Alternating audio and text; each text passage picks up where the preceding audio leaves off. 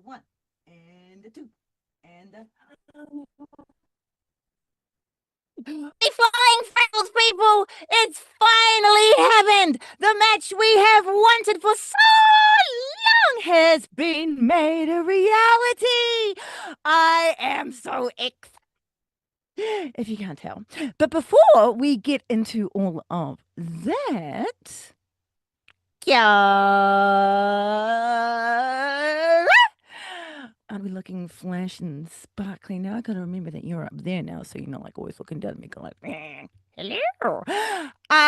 Welcome to the show. Moi, I am Bex Bested, and this is Don't Call Me Diva, where we only talk women's wrestling. I run down all of the weekly women's action in AEW, ROH, plus whatever else that I feel like talking about.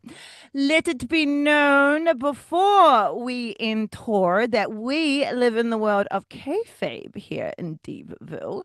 It's episode 28 of the show. If you need more info on me and why we are here, go check out episode 1. Okay. So many exciting things have happened this week in the world of women's wrestling. Stardom gave everyone a gift by putting their show at the Korakuen Hall on YouTube. Free for absolutely everybody.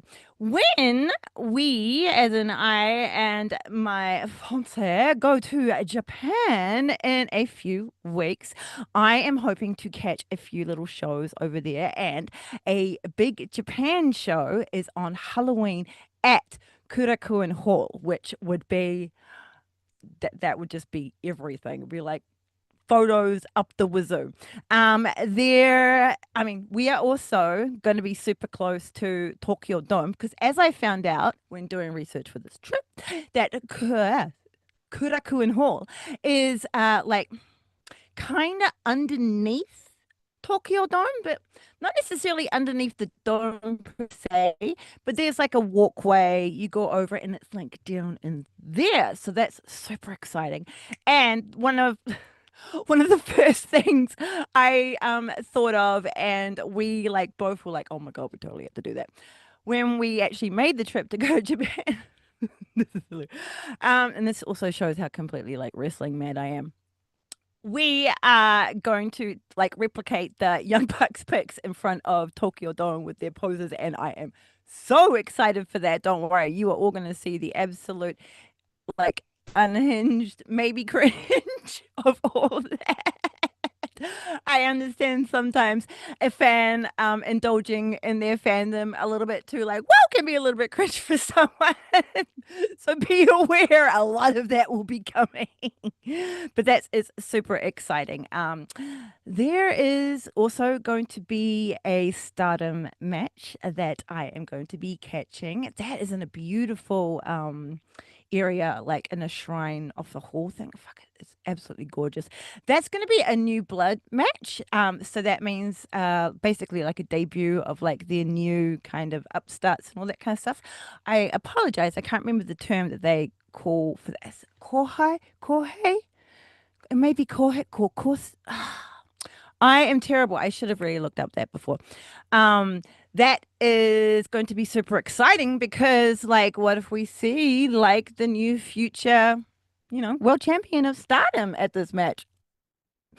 And just to top it all off, there is going to be a Tokyo Joshi Pro Wrestling match as well. I mean, yeah, event that we're going to be able to catch too. I cannot believe that we are going to be so blessed with all of this. And it's just worked out well into the itinerary.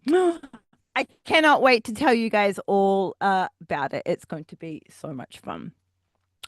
The super secret surprise will also be debuting while I am away, which is also very exciting. It will be released during those weeks.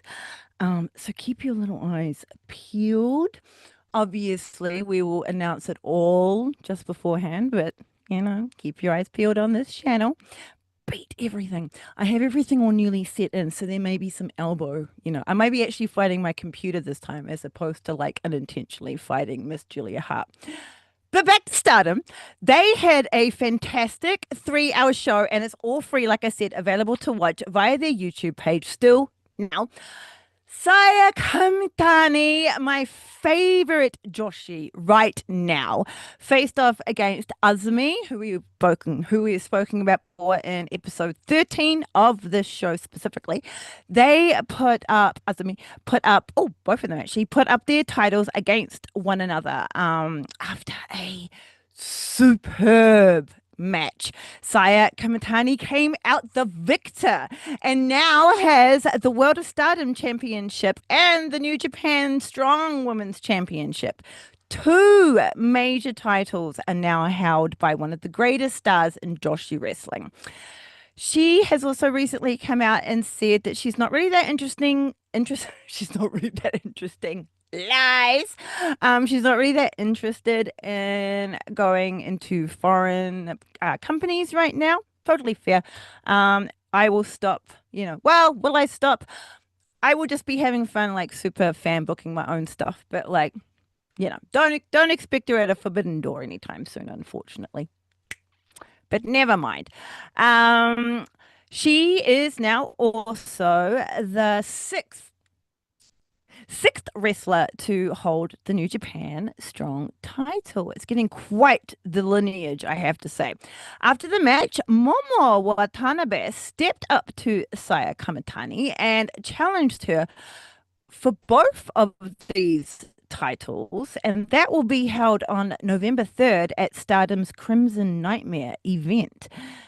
Ooh, that is going to be worth looking at as well. The other very interesting development that happened at the show was the response from Sari to Syuri in regards to her challenge for the IWGP Women's Championship. It seems Sari has other plans and intends on defending the title somewhere overseas. So we may not get Saya, but we may get Sari. Ooh, so we shall be keeping an eye on seeing how that develops. The one and the only Queen Aminata was in the Battle of the Best at the recent DPW event. She won. I am such a dir. I wrote one as in like the number one. So I was like, where have I gone? She has actually won. She's not like the number one. And we'll be facing the DPW's Women's World Champion, Nicole Matthews, at their Super Battle on October 19th. There is a fun event that goes on pretty regularly by the name of Lucha Libre Laughs. I have only just recently looked into this. The event combines stand-up comedy with pro wrestling. At the If the Apocalypse Comes Beat Me event a few weeks ago, Yuka Sakazaki took on Dulce Tormenta, who we have spoken about in episode 16, and someone we haven't spoken about yet, but who I cannot wait until we get a chance to. The absolute menace of intergender wrestling herself, Heidi Howitzer, was there, being her awesomeness. Abaddon is going to be at a upcoming Lucha Laughs, Lucha Libre Laughs event. She's going to be coming up at an upcoming one. And Maki Ito, the cutest in the world, was at a previous one. That's what I'm trying to communicate to you all. You can catch all of that on their YouTube channel too. My goodness. On the subject of Maki Ito, she wants to come to AEW and we want her to come to AEW. So TK, get on the horn, shuffle some cash around and get her in AEW. More Yuka Sakazaki, please. And thank you too, because she's freaking awesome. And I had plans for her. Ugh, so many plans. All Out was absolutely Amazing. A brilliant pay-per-view that gave us surprises and title changes. Chris Redemption Arc Statlander bit the Timeless One for the title in that four-way. She rolled her up in a nice and tight little seatbelt pin and got the three. Timeless Tony Storm was all of the emotions, stunned, proud, slightly aroused, and she was agape with astonishment. Riho gave Mercedes Moné a good challenge for her TBS championship. In the end, the CEO had to cheat with a rake to the eyes to be able to get Riho down for the three count to retain her TBS title. Very dastardly, Miss Moné. Hopefully, hopefully, Riho does not disappear again and we get to see more matches from Riho. The tailgate brawl between Willow, Harley Quinn, Aminata, and Mina Shirakawa versus Julia Hart, Sky Blue, Penelope Ford, and Megan Bain saw the battle debut of Penelope's all-out battle gear, and you know me, I lost my shit with excitement just over that fact alone. Fuck! She looked so badass in that gear, and that match was an absolute banger. The baby faces came out victorious, but really, with that outfit, do any of us lose? I don't think so. It was as amazing in battle as I envisioned it would be. There is still a lot of unfinished business between these ladies of destruction. What was that noise? We finally have women's tag titles. I don't know where that song came from. All that has been announced is that we have them, and a tournament will be held to crown our first champions. One of the first tag teams in AEW had a very surprise return during a recent mystery wrestling show. The Buddy came back and had a match with Penelope Ford.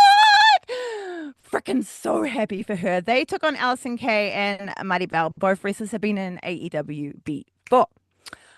I hope we get the Bunny back. I really, really do, because then she can join Mega Bad and Penelope and Bunny can go for those titles. Okay, so aren't they beautiful? By the way, those titles are absolutely gorgeous. I'm going to talk a little bit more about those a little later. I'm going to dream book some teams right now, okay? Just for some fun.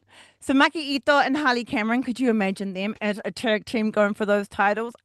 Also, Ty Valkyrie and Lady Frost, they tag teamed in a CMLL match a little while ago, and they work amazingly together. They really, really do. The Renegade Twins, hopefully the injured one is not like permanently injured, because they are great. Nyla Rose, Emi Sakura. Do y'all remember the Nyla Rose, Emi Sakura tag team? And they had Mei Suruga out there with them. Was it Mei Suruga? No, it wasn't Mei Suruga out them when they were a tag team. My bad. It was. Ah, smack me in the face. Her name has completely, like, I can see her in the butler gear and everything. You guys know who I'm talking about. Please tell me who I'm talking about in all of the comments. That was when they were a tag team. But anyway, do y'all remember Nyla Rose and Emi Sakura as a tag team? Fuck, they ruled. They absolutely ruled. So I would love that back again. And, Riho, this might sound weird to some people, but Riho and DMD came to mind when I thought about a potential tag team. DMD and Hater as well, but I was also, when I was thinking about this, I was also trying to keep a clear line between like those I want like on the singles thing. I mean, this is all like my opinion. I want, whatever happens, happens. But like who I would have on like a singles trajectory and who I would have on like the tag team trajectory. And I kind of like hated more on like the singles trajectory at the moment. And I think Riha and DBD, TMD, the two OGs, combining forces would actually like really work, I think, DMD could be like the great mouthpiece for them. I reckon their styles would work really, really well together. Be great. And the super, super dream team. Team Slap Happy. Ah! Ruby Soho and Dakota Kai. Could you imagine? I'm imagining and I'm super excited. So that's so much fun. So much fun is going to be coming up for the tag titles. But before we get into anything else, we have a very special announcement from the Don't Call Me Diva team here. And that is, please get yourself comfortable for that little ray of sunshine that is Layla Gray.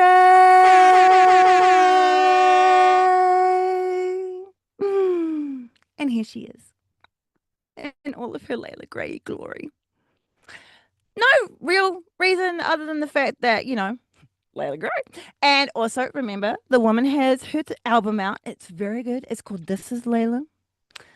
Go get it if you're into that, like, sexy R&B kind of. Do they call it R&B still now? I am 43, so do forgive me. Amazing makeup? Yeah, that too. Amazing music and from the amazing Layla Gray.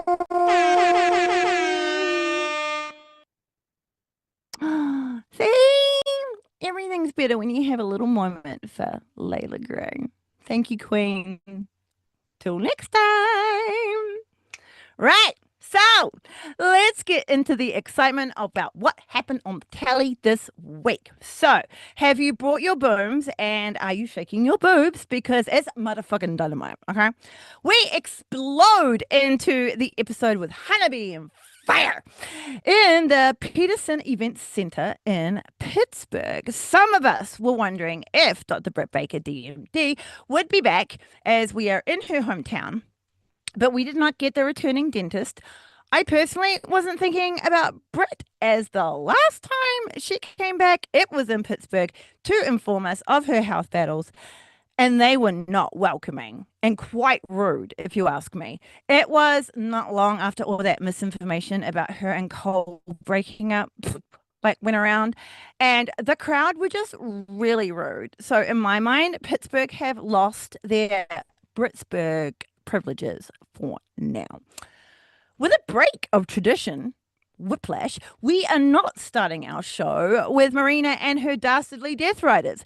We have the remarkable How Does She Get Away with These Questions, Renee Paquette, with the new world champion Chris Statlander and the incredible Harley Cameron.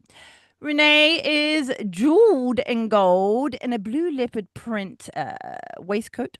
Chris is also draped in gold with the gorgeous world championship belt around her waist, dressed for battle in her purple and silver gear and shimmering with sparkles, as she has a match coming up against a Miss Mina Shirakawa. Up pops the always on point Harley Cameron to really ramp up the introduction of Stat Daddy herself. Harley is in her pink cat face era and is wearing a friend of the pod, the bustier with a black kick-ass pants. We get the scoops on how the new champion is feeling, and she is beaten up but fully prepared for battle against Shirakawa.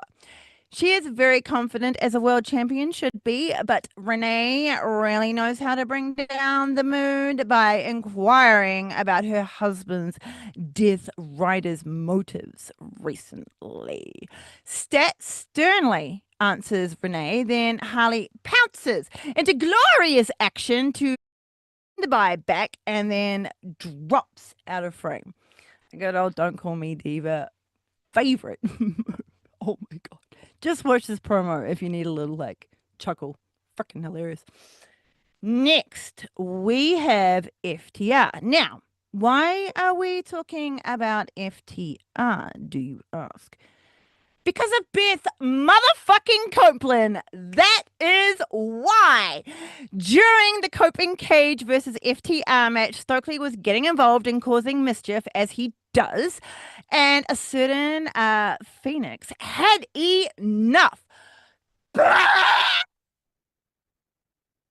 She finally debuted in AEW and I lost my shit. Legit. cried from the joy, and she was looking strong and super badass. Her makeup was exquisite, as you can see here.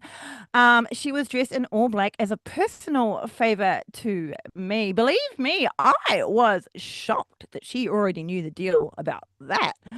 Now, unfortunately, revenge was served up by FTR. After they lost the match, Mother Wayne wheels out her currently, you know, not deceived, currently broken son, Nick Wayne. Cope got handcuffed to the ropes, and then Cage got his head rammed through the mat. Beth tried all that she could, but she couldn't get Cope free. Of course, because how on earth can you break? I mean, she's strong, but she's not strong enough to break apart handcuffs, unfortunately. So she went into battle against FTR for herself. Beth plants a big smooch onto Adam's lips and then explodes into a fury of lefts and rights. Powerful forearms that drive Cash back into the corner with all of her rage. Unfortunately, Beth is outnumbered by Dax, and he grabs her from behind, and they do the same thing they did to Cage to Beth. So when FTR start coming out for this in the ring promo dissing Beth, it is too much for the hero of the locker room. And Willow comes out from backstage, gets straight into that ring with no fear whatsoever, and gives FTR an absolute ear bashing. It was so cool. The crowd was going nuts as Willow was stomping out and just giving them everything. I would personally love the tag match between Willow and Beth against FTR. I think they could take them on and win. Book it right now. Gimme. After the announcement of the new Women's World Tag titles, we get an unveiling by the remarkable Renee Paquette. And as you saw earlier, they are gorgeous. The straps are black. The lettering is in gold, which has all these diamonds sparkling around the plates. The blue from the water of the earth is vibrant and makes the whole thing pop. It's gorgeous. A lot of people, and fairly want TJ to win the first tag titles, but as I said, my heart is on Ford and the Bunny, or the Sisters of Sin, of course. Nothing at all against TJ. That's just who I would pick. But of course, as always, I will watch whatever happens and be happy for whoever does get to be the inaugural champions. Because just because someone doesn't win now doesn't mean that they're not going to win in the future. Okay? Everything is open. Our main event is the world champion Chris Statlander versus the interim ROH World Tele Champion Mina Shirakawa. Shirakawa's music hits first, and as Justin Roberts announces her entrance, Mina does her battle dance of power whilst wearing the belt for added battle bonus. Now, I always try to I have no idea what she's doing, but it's all hips and arms and it's gorgeous. Mina is in her wonderful white and gold battle coat with pom-poms on strings and pearls that bounce along with her dancer moves and herself. Mina's battle gear is her green, gold, and lilac gear, all strapped and appropriately sparkled with added gold chains. Next out is our new world champion, Chris Statlander, who debuted new music at All Out. It's got kind of a battle metal-y feel to it. I think it's really great. Her Titantron was very spacey inspired as well. So I wonder if elements of Alien Stat and More Than a Woman Stat and the recent butt-kicking confidence stat will be combining as, triangle of awesomeness in our world champion. Stat battle poses on the ropes with her world title gleaming around her waist, while we are getting the replay of her win. Someone who has no place being here gets up onto the apron and starts whispering shenanigans in the ear of our world champion. Fucking Yuta pats Stat on the back and makes a slimy way back to wherever he came from. The two tough wrestlers engage in combat, with the strength of Stat sending Mina slamming down onto the mat. But Mina gets up with a battle cry and tells Stat to bring it on. Being Joshi is tough, no matter what. It doesn't matter how petite they may be, they all have skeletons of concrete and muscles connected by rubber. They will never go down without a fight and should never be counted out of a fight. Stat shoulder blocks Mina again and she hits the mat. Stat lands her standing moonsault and goes for the pin. She knows Mina is bound to kick out before three, but she does it anyway. Mina's quickness gets Stat down with a tiaras that turned into a Russian leg sweep. Mina got a little too excited as she ducks the forearm from Stat and celebrates with her little titty shimmy. Chris is like, I don't think so, Missy, and picks up Mina for a back suplex. We get the gun show from the champ, and the crowd is very happy. Mina gets whipped into the corner, planted there by a chop from the champion, then almost had her head pounded in for 10. But Shirakawa slides out of the way, and this time she is the one that mounts Stat in the corner. Mina rains down hands on Chris while the crowd count along with her. Mina puts some extra hip thrusts in for good measure and puts the sexy in sex and violence. We get a full body wiggle before the ref tells her to get out of the corner. The Pittsburgh crowd are having a fabulous time. Stat puts an end to Mina's joyful celebration as she explodes out of the corner with a drop kick. Mina gets whipped into the corner again, but this time Stat quickly follows it up with a running uppercut. As Stat comes back in off the ropes, Mina slips through them and avoids the running boot. Mina drop kicks Stat's knee and Stat collapses onto the apron. It is fair to target Chris's knee because she has been out before with bad knee injuries. Not good, but it's fair. Shirakawa gets violently creative with more damage to Stat's knee by grabbing her foot and slamming it down onto the floor. Stat's knee takes all of that impact off the apron and Chris instantly grabs her knee in pain. Mina does not dilly-dally and sends the world champion into those steel steps. Stat didn't seem to be limping, thankfully, on her way to those steps, but the impact with them had to hurt. Mina introduces Stat to the other side of the steps and sets her up for her assisted off the steps a tornillo, and she lands it head first down onto our world champion. The ROH interim world tally champion gets high fives all around from ringside crowd before maneuvering Stat back into the ring. Mina should have stayed focused on Stat, but instead she faces the crowd again, giving Chris enough time to spin her legs around, capture her head, and then slam her face into the side of the ring apron. Mina gets her back cracked by Dr. Stat on that ring apron with a heavy slam, and she screams out in pain while Stat Daddy gives us a gun show. Sidebar, calling people daddy feels really icky. Hitting everything. Oh, God. Drama in the studio. See, I just mentioned the word daddy and it made go, and I hit everything. It makes me feel ill. It's very oily, haired leather muffin bouncing on Santa's, all that kind of vibes. And it's just not for me. But moving on from all of that, the champion rolls Mina back into the ring and gives us another gun show, then goes for the pin on Mina. Now, this was not going to be that winning pin, and Mina easily kicks out of it by 2, but still feeling those effects from the slam on the apron. Chris shows off her strength in another way by lifting Mina up for a very delayed vertical suplex and goes for the pin again, but tough Mina kicks out at 2. Chris gives Mina's back more damage by whipping her into the corner with severe force. Our world champion seems to be having some issues with like her lip, or maybe it was like her tongue piercing. She has to take something out and give it to the ref after planting Mina into that corner with a forearm.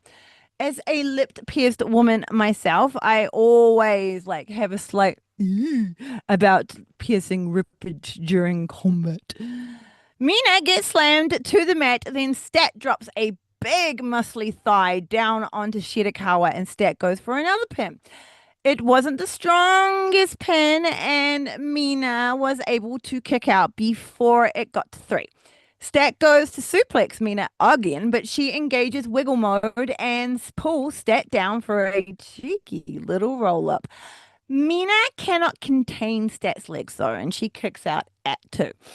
Both wrestlers get to their feet, and Chris boots Mina in the womb. The world champion whips the ROH interim world tele champion into the corner again, climbs the ropes, and this time she is the one who rains down the hands while the crowd counts along. And then we get another gun show from the champion. We're very lucky. Mina tries to make a comeback with several forearms, but gets taken out again with a stiff lariat, and Chris goes for that pin.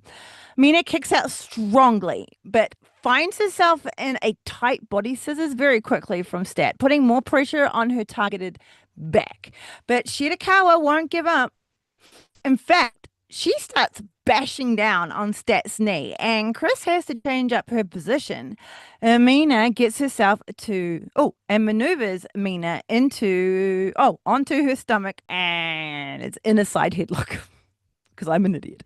Mina gets herself to her feet and starts elbowing the world champion in the gut. Mina counters another suplex attempt from Stat and continues to bash Chris in the face whilst trying to break Stat's grip around her body. Chris manages to hoist Mina up for a power bomb, but Mina nopes the fook out of that and manages to get one of her legs around Stat's neck, shifts her body weight to take her down to the mat, and Mina finally breaks free from Stat's grip. Mina's burst off the ropes and she takes out Stat with a sling blade and then releases a battle cry from the depths. Mina doesn't waste time and releases a flurry of forearm shots to the world champion. Mina kicks off the ropes and rams Stat's head into the mat from a swinging DDT and then missiles herself at Stat's knee with a short, sharp drop kick. Mina does more damage to the world champion's knees and gives us all a titty shimmy with a power up and then stomps on the knees. Chris is rolling on the mat with pain, and Mina attempts to put her into the figure four headlock, but Stat is not having any of that and boots Mina in the butt, sending her into the corner, which dashes her back into the turnbuckle again. What will win the fight? Mina's back or Stat's knees? Mina gets pummeled by Stat, but can wriggle her way out of a potential power move again. Shirakawa goes for the glamorous driver Mina, but this time Stat powers out of it. The world champion goes to nail Mina with Saturday Night Fever, but this time but the experienced Mina prevails again, and she shifts her weight to get Chris down for a nice little roll-up into a pin. Chris kicks out, hits Mina with the fisherman driver into another pin, but Mina will still kick out before the ref gets to three. The dance of violence takes its toll on the two champions, and they take this little moment to recover. It's not for long, though. This time, Mina takes complete control of the world champion and takes her down with two nasty-looking dragon screws. Chris is down, and Shirakawa pulls energy from the crowd, climbs to the top rope. Chris gets her feet, but it's not the wisest move as Mina is taking flight with an avalanche sling blade this time and squishes Statlander up into a tight little pin. Mina gets a good cover on her toe, but the world champion flips his shoulders off the mat before the ref can hit three. It sounds like a good chunk of the crowd wouldn't have minded a little Mina Shirakawa win right there. Mina releases a cry of frustration, but it leaves her face quickly as it came, and the fighting smile returns as she regroups to continue battle. Before Stat can get to her feet, Mina winds up and rocks her with a rolling fist, and then a roundhouse kick. But that one activated the world champion. She ducks the spinning back fist coming in from Mina. Stat hoists Mina up onto her shoulders to slam her down in an electric facebuster. But the damage Mina has been doing to her knee starts to flare up, and instead of being able to finish the move, she pauses to shake it out, and that is all the space Mina needs to again take Chris down with a roll up. Mina spies the weakness and quickly locks in the figure four leg lock.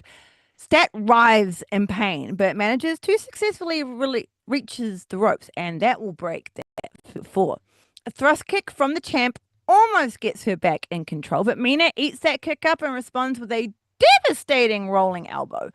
Stat is down on her knees and gets rocked by a roundhouse kick to the back of her head. Chris Statlander, our world champion, is out on her feet, and Mina has plenty of time to line her up for the rolling back fist that knocks Stat completely off her feet. And she is once again susceptible to the figure four leg lock. Mina goes for it, but the world champion thinks quick, boots her in the ass.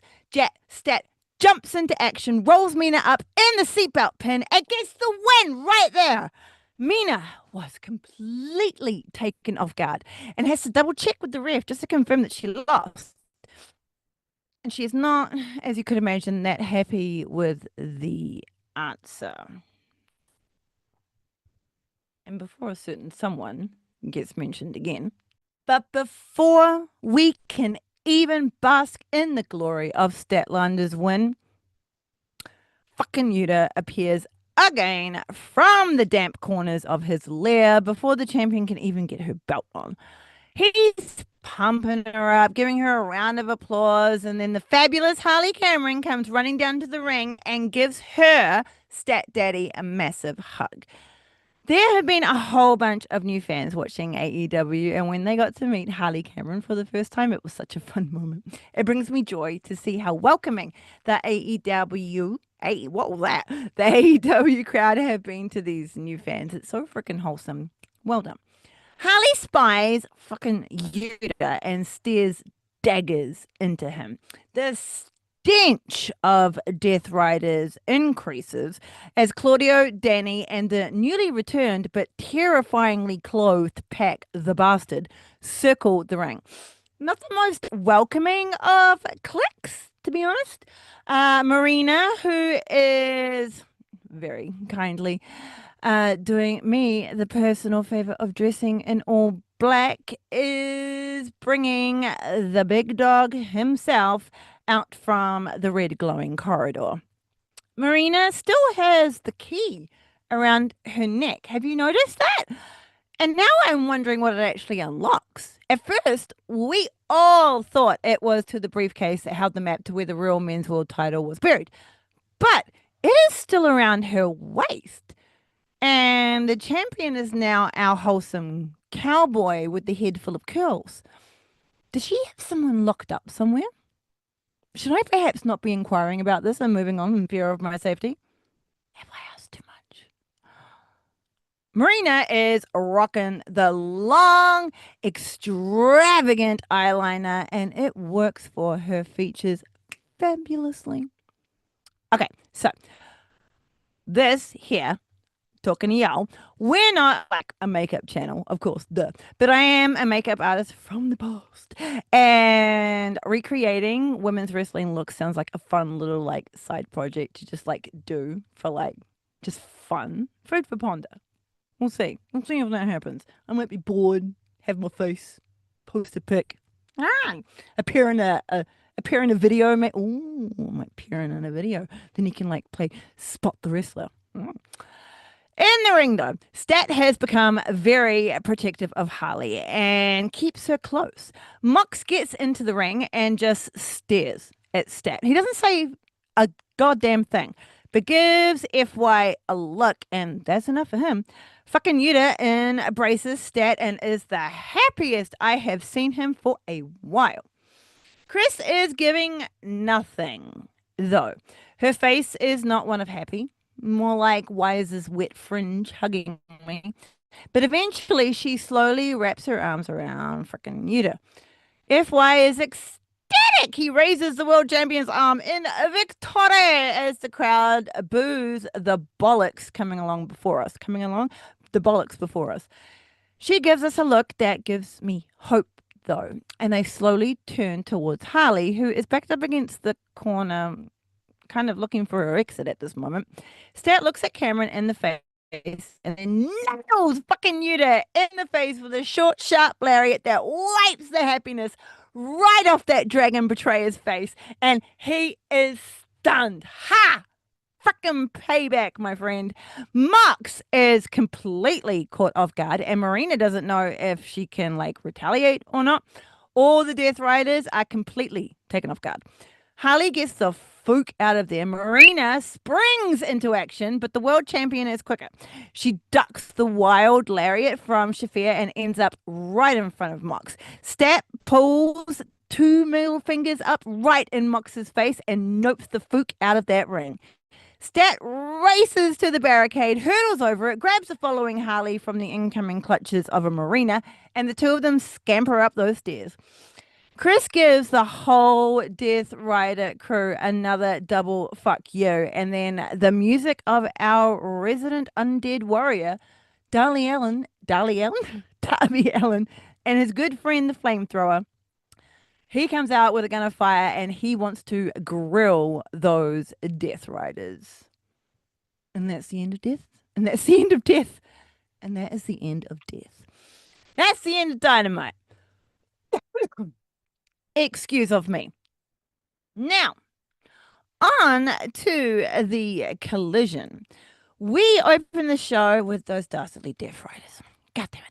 Having a trios match. Marina joins them, and even though she is dressed for battle, she does not get involved with the match. But holy flying fraggles, people, we are getting a mixed tag match, though. Fucking YOSH! It's Marina Shafir and fucking Yuta. But they are facing Rachel Ellering and Rosario Grillo. We have spoken about Rachel many a time before on the show, and I wonder if her strength is able to overcome the problem of Marina. Marina is dressed in all black, from the black battle bra to the very comfortable looking baggy battle pants. Marina is one of the barefooted brood, and I worry about Ellering becoming the kickback for Marina's rage over this whole Statlander situation.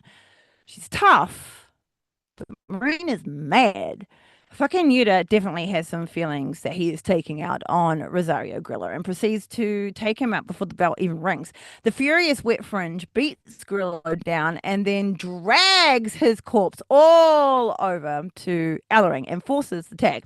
He stomps off to his corner. Ellering and Shafir enter the ring and square up. Marina taunts Ellering to give her like what she's got, and Rachel is not afraid to accept the challenge. She cracks Marina in the jaw with a forearm. It slightly rocks Marina, but like a drunk at the bar, she calls for another. The second honestly didn't do as much. And Marina grabs Ellering's face, screams at her to do better. So Rachel does. She winds up the rolling elbow, but with a hey! Marina pump kicks her off her feet. Shafir pulls out Grillo. Oh, punks out Grillo, I have to say, and then goes back to hurting Ellering. Marina judos Ellering down, takes her down to Suckletown with her smothering submission, mother's milk. And Rachel cannot power her way out of the submission and must tap. Fucking Yuta just has to cut a promo on our world champion Chris Statlander. His hypocrisy is hilarious as he spits venom through this Wet Fringe. The butt of everyone's joke declares that there shall be another mixed tag match between them and Stat and Mr. Mountain Climber himself, Darby Allin. That is going to be coming up at next week's Dynamite at the 6-year anniversary. And that, my dear friends, is going to be very brutal. They're all mad. It's going to be great. Lexi Nair in her beautiful hair is gorgeous in rose, and she has Ty with her to talk all about the new tag titles. And they are super excited about that these titles are finally here. Just a little side moment here. Boys! Let's go break some hearts. Dalton Castles is back, and it's the best thing ever. It's the main event time once again, and it is the women's match. Yes! It means a lot. It really does. I feel way more appreciated as a woman fan of AEW this year than I have ever felt before. And it's a really giddy, like fun feeling, you know? It's not like, like I felt like bad as a woman fan before, but it's just a little extra. Hater will be taking on my woman from the darkness, Julia Hart. Julia comes out first with her sister in sin, Sky Blue. Thankfully, Blue looks like she is walking okay. I got a tiny bit worried that she had tweaked her knee in All Out, but seems like we're good. Julia walks slowly out to the entrance under the red glow, singing her incantations as she does. Sky is doing moi the personal favor of looking ravishing in all black. Julia, woo! Excuse me. Julia is in her awesome battle jacket, her hat of curses, and her red and black mesh battle pants with a black battle bikini. Next is the bopping music of Jamie Hayter. Hayter is in her awesome battle gear from All Out. The colors look gorgeous on her. Jamie has a fabulously stylish yet comfortable enough to pass out in jacket, which I love. Jamie is pumped and I think a bit pissed off. Fair enough considering the shenanigans between these two. The two wrestlers lock up and Hayter instantly pushes Hart backwards. Julia's like, yeah, okay, let's go, but gets overpowered by Hayter again and kisses the canvas. Julia gets back to her feet though and kisses Jamie's face with her hand, giving her a spicy slap. Hayter answers by booting Julia in the stomach and then starts clobbering down on the back of Hart, forcing her onto her knees. Hayter stomps and kicks Julia into the corner where she gets stomped on some more by Jamie Hayter. The ref gets her out of that corner and Hayter walks away, basking in the applause of the crowd. I will give, the crowd a bit of leeway here. They have been causing shenanigans, fun shenanigans, but shenanigans nonetheless. By the way, we are in Huntington, West Virginia for this collision, and a fellow sicko is proudly displaying the OG Sicko Club flag created by the fabulous Neon Ghost on all platforms. By the way, if you want any Sickos Club merch for yourself, go check out the shop at sickosclub.com. While you're there, read some fabulous articles and browse the real human created art while you're there. But back to the match. Julia gets to her feet but runs into a boot from Hayter. Julia engages quick mode and manages to avoid Hayter's offense until she is once again taken down by a stiff boot. Julia collapses and clutches at her stomach while Blue paces along the outside, unable to help for now. Hayter is feeling great and is currently basking in her glory. Things don't get better for Julia as Hayter continues to beat Julia into the corner and then flings her across the ring. Julia gets choked and then flung again, but avoids the upcoming running lariat from Hayter and escapes very quickly to the outside into the helpful arms of a Sky Blue. Hayter is on a rampage though and follows Hart out to the outside very quickly. Blue gets Hart back into the ring and then turns in time to avoid the clothesline coming in from Hayter. Blue quickly adjusts and cracks Hayter in the face with a thrust kick to the face. And then our woman with the twin tails throws Hayter back into the ring. Julia locks onto Hayter's head and rams it into the mat. Julia tries to capitalize on this with a DDT. Tries to capitalize on this DDT with a pin, but Hayter is still kicking and gets out by 2. Julia is furious after that kick out, and Hayter is still feeling that kick to the jaw from Sky, followed by that DDT. Julia Hart mounts Hayter and slams the back of her head into the mat and then pins her shoulders down again. Hayter kicks out at 2.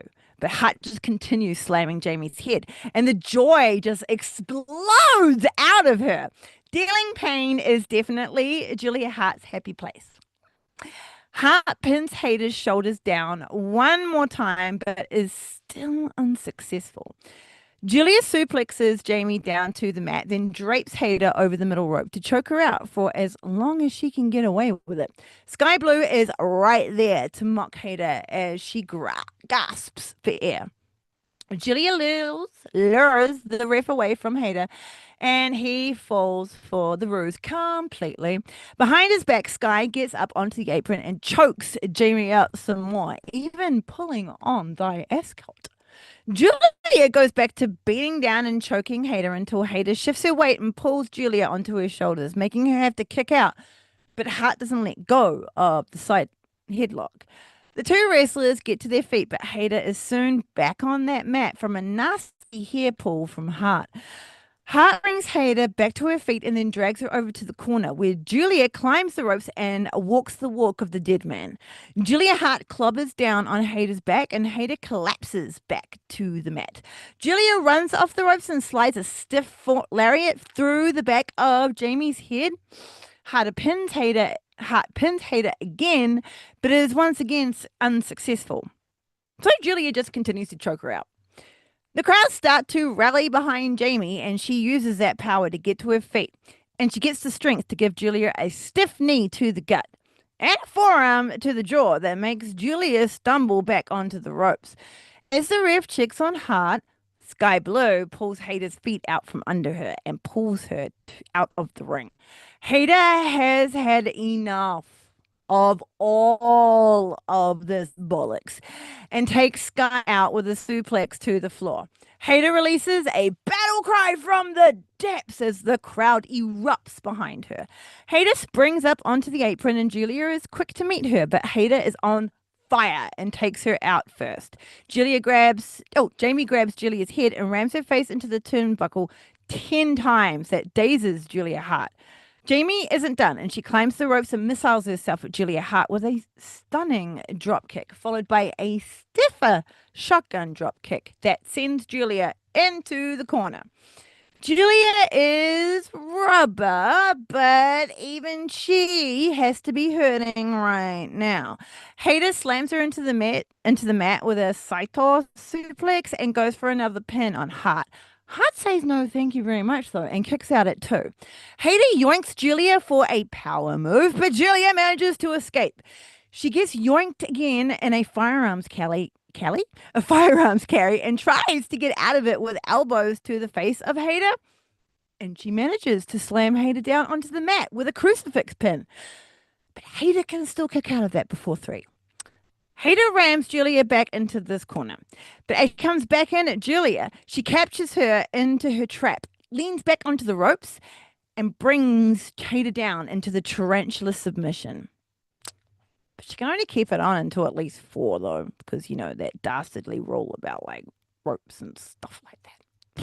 Julia tries to capture Jamie's head for a swinging DDT again, but instead finds herself on Jamie Hader's shoulders. Eek. And this time, she slams her down onto her knee with a ushigoroshi. Julia is still able to engage quickness and avoids the incoming Haterade. Julia runs off the ropes and glomps onto Jamie Hader, and she tries to lock in the Manjikatami, but Hader's power blocks it, and Jamie slams Hart down onto her knee with a backbreaker. Jamie better be careful, or else she's going to give herself a knee breaker of her own with those. As Julia recovers in the corner, Hader winds up with the Haterade. It gives Julia all the time she needs, though, to chant her incantations of recovery, and Hader runs full speed into a double stomp from Hart. Hart takes out Hader's legs and slams her down to the mat. Julia stomps on her for a few more times for good luck, you know, and then climbs the rope. Hart lands her superb moonsault off the top rope and then goes for the pin. Jamie doesn't have to put too much effort into the kick out as she was still like super close to these ropes, and she just casually puts her boot onto the bottom rope and breaks the pin. Julia gets to her feet first and starts yelling at Hader, taunting her to get to her feet. Julia's plan works perfectly. Haida gets to her feet and Julia runs at her with a battle cry. This time, the Manji Katami is successful and Julia squeezes Haida's head and wrenches back on her arms, all while making Jamie Haida carry her entire weight. The power of Jamie Hader is incredible, but so is the submission game from Julia Hart, and both are fighting with one another. Sky Blue is successful at pulling the ropes out from Hader's reach this time, making Jamie having to change tactics and return to the middle of the ring. But all of a sudden, Hader explodes with strength and whips Julia Hart around for a tombstone pile driver that drills Julia Hart's head through the mat. Everyone in the building that is not Sky Blue thought that was it when Hader put her in the pin, but my woman, Julia Hart, kicks out strongly before the ref can hit the three. Hader is super frustrated with this and releases a battle cry from the depths appropriately. Unfortunately, Julia isn't with it enough to avoid the haterade that came next. And this time, Jamie does get the one and the two and the three beat. The crowd get to their feet as the music of the victorious hater rings out in the arena. Jamie retrieves her earlier discarded ascot and wipes her brow, completely unaware that Sky Blue has gotten into the ring and was checking on Julia Hart. Hader gets up onto the ropes to celebrate her victory, but as she jumps back down, she gets hit behind from Sky Blue, who just starts stomping a mud hole into Hader. The Sisters of Sin double up on Hader with a face buster and double super kick to that face again.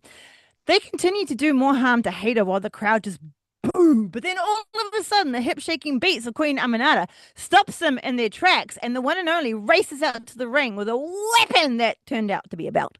She whips the shit out of Sky Blue in the stomach with full force. Hart manages to ninja roll out of that way of the incoming blow, and Queen Aminata chases them both out of the ring. Tekla is there very quickly to meet them, but the fury of our queen is stunning in yellow, keeps them all out of the ring. Then Jamie Hader grabs the mic, and we hear the words that we have been waiting for so mother goddamn long. Blood! Guts! Holy flying rattles! It is truly happening. The first women's blood and guts match is happening on the 12th of November. I shall be a little late in talking about that, but we won't be spilling. Well, we already kind of spilled the tea on there, but remember. Holy shit! I am beyond happy. I got chills all over my body when she screamed that out, and to be honest, a little emotional too. Even almost got a little bit emotional when I was going to bring it up again. Such a nerd. I truly feel like the women of AEW are being given the platform they worked super hard for. And I cannot be happier as a fan. Being a woman fan of wrestling can be a bit frustrating sometimes for multiple reasons. But 2025 really, really, truly, as I have been saying this entire year, the year for women's wrestling. And it's only going to get better from here. Like all the years up, like from here onwards, it's just going to get better. It's not going to get squashed. And then all of a sudden, there's no more freaking division. It's just going to keep going and going and going and going and going. And I could potentially still be a crazy old lady still rabbiting at you about women's wrestling in AEW in like 20 years' time. Imagine that. Wouldn't that be brilliant? Over on ROH now, the Pure Tournament, speaking of the amazing of women's wrestling, to crown the inaugural champion has finally kicked off. Women's wrestling is alive and flourishing. You know what's not alive and flourishing? My saliva gland. So hang on 1 second. The first match was between Taya Valkyrie and Queen Aminata at Death Before Dishonor, as we spoke about. Queen Aminata won that and was confronted by the returning Diona Purrazzo, which we were very excited about. Trish Adora was not impressed by this perceived slight against her and confronted Diona Purrazzo backstage. Fair enough. Chris and Diona got into it again after Diona was cutting a promo backstage. The fight between them is going to be very heated after all of this. Very excited. Billy Starks and the luchadora Muscle Mama from CMLL Olympia main evented on a club and battled it out for their spot at the semi-finals. All three shows, main events, were women matches this week. It was great. It was like the best. They had a really tough battle. And Olympia really, really tested Billy this time until, of course, Billy Hyde comes out and starts like ramping up the violence. Even though it is still a very, very, very, very, very, very, very tight battle between Starks and Olympia. Billy very smartly and cunningly hooks herself around Olympia's arm whilst Olympia was setting her up for like another of her very many heavy slams and got her down into like a nice tight little pin and got the win. Have you been noticing that a lot of this is not a diss, this is just like, have you just noticed that a lot of the wrestlers have been utilizing this very smart move of just like taking your moment and just getting them in, and like all of a sudden they fucking lose.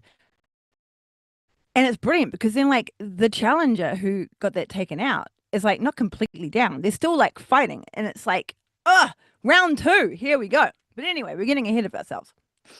Billy could not get out of the ring quick enough after that pin though, and she got her butt out of there. I'm not quite too sure why she felt like she had to run from Olympia, but her strength must have like really, really scared the crap out of her. Olympia versus Athena, that just popped into my head. Give me that, please. Two insanely strong women fighting each other. That would be awesome.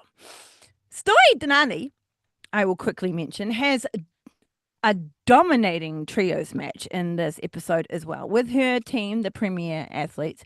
And we got also the debut in AEW ROH of Lacey Lane, who faced Mina Shirakawa for a non-title match. Lacey Lane is a fabulous wrestler.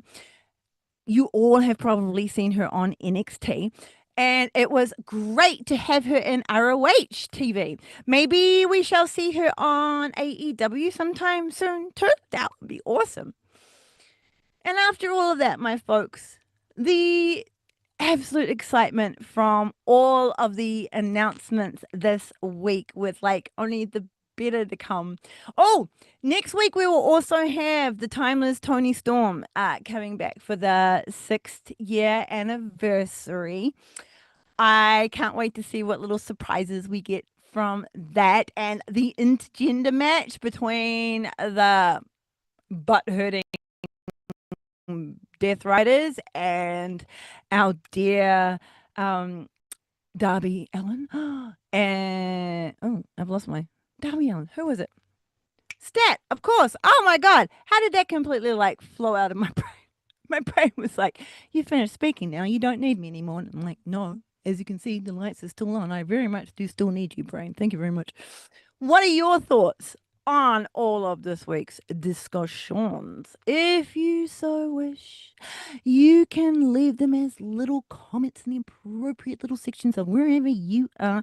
And if you would please be so kind as to like and subscribe whilst you are there, I would be very grateful. Penelope would be very grateful. Julia would be just ecstatic. Navimpia would be also very happy. The world champion always appreciates the like and subscribe. And Harley Cameron is like the best time ever. So, do it for Harley. You can find me lurking in threads at Bex_Basted and under a tree at Blue Sky Bex-Basted. And follow the show on TikTok. It is Don't Call Me Diva Show. Brain is gone. Thank you as always to Shane, who puts up with all of this madness. My excellent producer, editor, and promoter extraordinaire. How he creates such a wonderful show out of this, I do not know, but I thank him every week for it. Go check out Ethos Media Network if you would like to check out some more diverse content. Join us, everyone, at sickosclub.com and join us at Sickos Club on Threads. You have never met a more inclusive, smart, kind, and talented bunch of silly sausages who also happen to really enjoy wrestling. This was Don't Call Me Diva. Women's wrestling rules! Don't be a dick.